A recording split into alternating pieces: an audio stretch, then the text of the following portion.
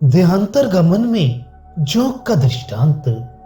जिस प्रकार जोंक एक तृण के अंत में पहुंचकर दूसरे तृण रूप आश्रय को पकड़कर अपने को सकोड़ लेती है, इसी प्रकार यह आत्मा इस शरीर को मारकर अविद्या अचेतन अवस्था को प्राप्त कराकर दूसरे आधार का आश्रय ले अपना उपसंहार कर लेता है।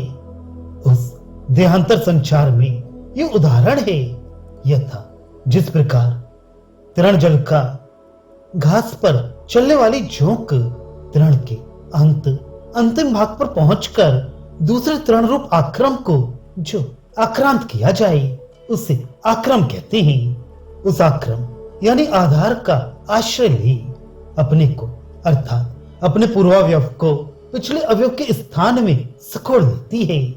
इसी प्रकार ये संसारी आत्मा जिसका यह प्रकरण है, इस अपने पूर्व प्राप्त शरीर को मारकर स्वप्न प्राप्ति की इच्छा वाले के समान गिराकर इसे अविद्या को प्राप्त कराकर अथवा अपने आत्मा के उपसंहार द्वारा अचेतन कर तृण जलका के एक तृण से दूसरे तृण पर जाने के समान दूसरे आक्रम यानी शरीरांतर को अपनी फैली हुई वासना से ग्रहण कर अपना उपसंहार कर लेता है, अर्थात उसी में आत्मभाव करने लगता है।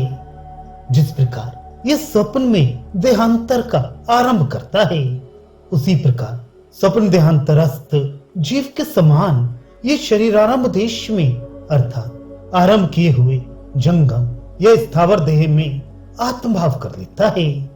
वही कर्मवश इंद्रियां भी वृत्ति युक्त होकर संगठित हो जाती हैं और कुछ मृत का स्थानीय बाह्य शरीर का भी आरंभ हो जाता है।